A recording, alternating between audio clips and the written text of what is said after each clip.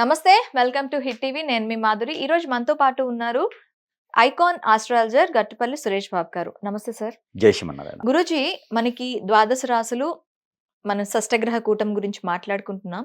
అయితే కన్య రాశి వాళ్ళకి ఈ షష్టగ్రహ కూటమి ప్రభావం ఎలా ఉండబోతుంది? కన్యా రాశి మీద షష్టగ్రహ కూటమి ప్రభావం అనేది బాగానే ఉండబోతుందని చెప్పొచ్చు. ఎందుకంటే గత 7.5 సంవత్సరాలుగా, 5 సంవత్సరాలుగా, 2.5 సంవత్సరాలుగా ఏంటివి అనుకుంటున్నారేమో.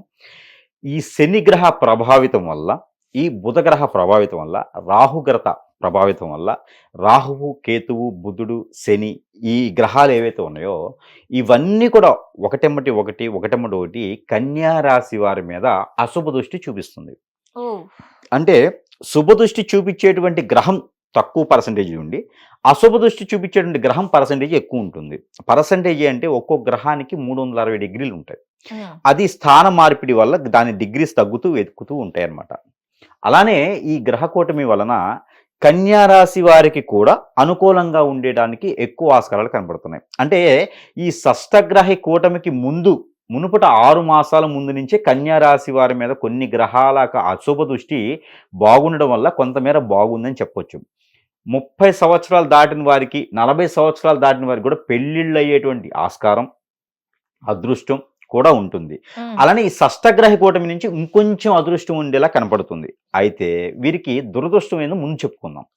వీరికి షష్టగ్రహ కూటమి మార్చి 29వ తారీఖు 2025 సంవత్సరంలో శని భగవానుడు కుంభరాశి నుంచి మీనరాశిలోకి సంచరించడంతో షష్టగ్రహ కూటమి అనేది ఏర్పడుతుంది.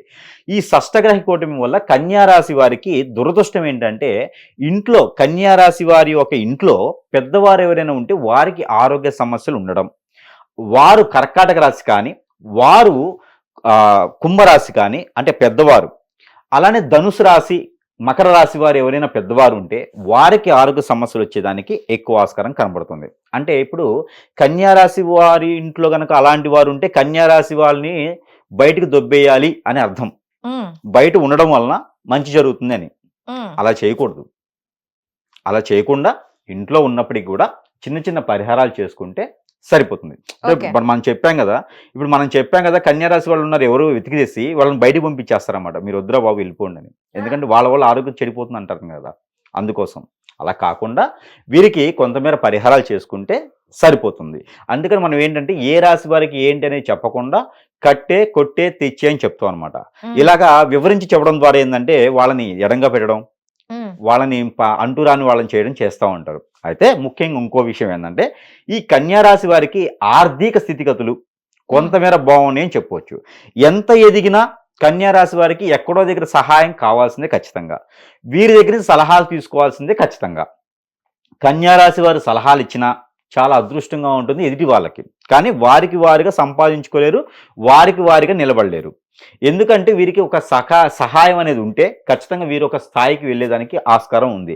అయితే ముఖ్యంగా ఈ షష్టగ్రహ కూటమి కన్యా రాశి వారికి వచ్చేటువంటి అదృష్టం ఏంటంటే, అనుకోని అదృష్టం, అనుకోని పదవులు, అనుకోని విదేశీయానం, అనుకోని తీర్థయాత్రలు, అనుకోని గురుస్థానం, అనుకోని ట్రస్టులు ఏర్పరచుకోవడం, అనుకోని దేవస్థానాలు నిర్మించడం, అనుకోని ఇండస్ట్రీలు పెట్టడం, ఏదైనా అనుకోకుండానే జరుగుతాయి అన్ని. ఎవరో ఎక్కడో బిజినెస్ చేసి వదిలేస్తారు లాస్ అయ్యి. అలాంటి వాటిని వీళ్ళు క్యాచప్ చేస్తే వీరు మంచి లాభస్థాయికి వెళ్ళేదాకా ఉంది. ఇది ఇప్పుడు మే, జూన్, జూలై, ఆగస్ట్, సెప్టెంబర్ కూడా వీరికి అనుకూలంగా ఉంది. ఎవరో చేసి లాస్ అయినటువంటి బిజినెస్లు వీళ్ళు టేకప్ చేయాలి. వీళ్ళు తీసుకుంటే వీరికి ఆ సెకండ్ వైపు ఉన్నటువంటి బిజినెస్లు ఏవైతే ఉన్నాయో వీరికి అనుకూలంగా ఉంటాయి. ఎవరో తీసి వదిలేసినటువంటి కార్లు వీరు కొనడం ద్వారా వీరికి కలిసి వస్తుంది. సెకండ్ సేల్లో వచ్చినటువంటి హౌస్లు వీరు కొనడం ద్వారా వీరికి మంచి కలిసి వస్తుంది. అలా అని చెప్పి పెళ్లి విషయంలో సెకండ్ మ్యారేజ్ కాదు, పెళ్లి విషయంలో ఫస్ట్ మ్యారేజే ఉంటుంది. అయితే ఆగస్టు తర్వాత వీరికి పెళ్లి యోగం అనేది ఉన్నది. పెళ్లి కాని వారికి, మొదటి పెళ్లి కాని వారికి పెళ్లి యోగం అయితే ఖచ్చితంగా ఆగస్టు తర్వాత కన్యా రాశి వారికి పెళ్లి అనేది అవుతుంది. అది కూడా అన్ఎక్స్పెక్టెడ్ గానే అవుతుంది. అది రెండో పెళ్లి కాదు. బిజినెస్ లోను ఏదైనా కొనడంలోను రెండో అన్నారు కదండి, పెళ్లి కూడా అలానే అనుకోవచ్చు. కానీ అలా కాదు, పెళ్లి అయితే మొదటి పెళ్లి అవుతుంది. కానీ అబ్బాయిలకైతే కన్యా రాశిలో పుట్టినటువంటి పురుషులు ఎవరైనా ఉంటే వారికి ఆగస్టు మాసం 2025 సంవత్సరం తర్వాత ఖచ్చితంగా పెళ్లిలో ఎలా ఉంది ఈ షష్టగ్రహ కూటమి వల్ల.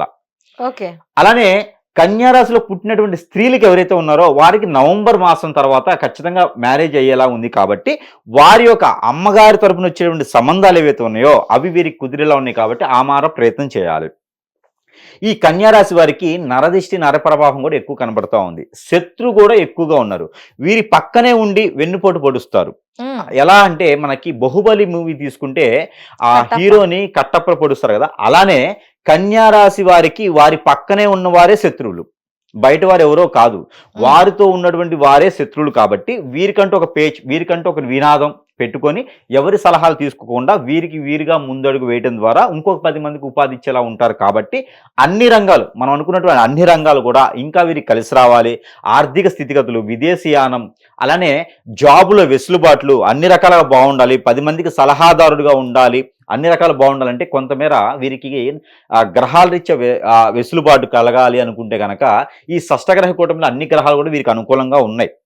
ఉన్నప్పటికీ కూడా వాళ్ళు చిన్న చిన్న పరిహారాలు చేసుకున్నట్టయితే ఆ కుజగ్రహం కావచ్చు, రాహువు కేతువులు అయితే కొంతమేర అశుభ దృష్టి ఉంది కాబట్టి అవి కూడా తొలగిపోయేదానికి చిన్న చిన్న పరిహారాలు ఉన్నాయి.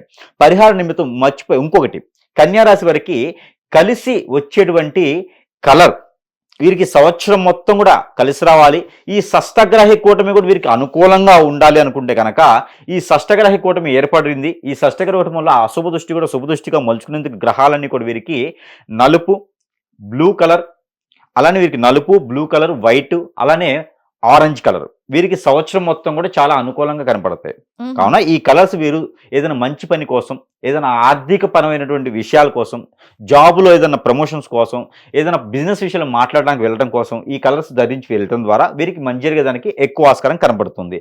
వీరికి కలిసి వచ్చేటువంటి నెంబర్, తిథులు 8, 17, 26 ఈ తిథులు వీరికి బాగా కలిసి వస్తాయి.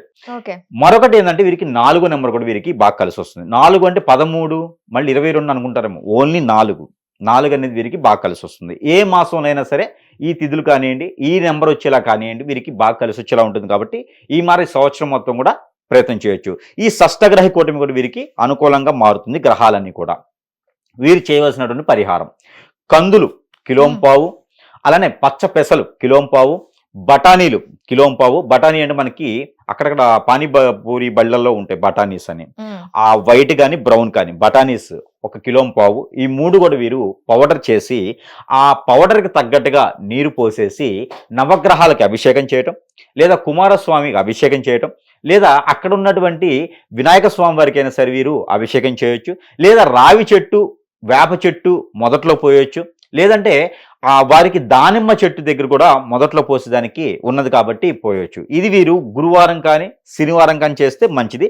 మాసంలో ఒకసారి చేస్తే కూడా మరీ మంచిది. వీరు అమావాస్య పౌర్ణమికైనా చేయొచ్చు. అలానే ఆకుకూరలు ఆవుకు తినిపించడం ద్వారా కన్యా రాశి వారికి మరింత అదృష్టం వచ్చేలాగా కనబడుతుంది.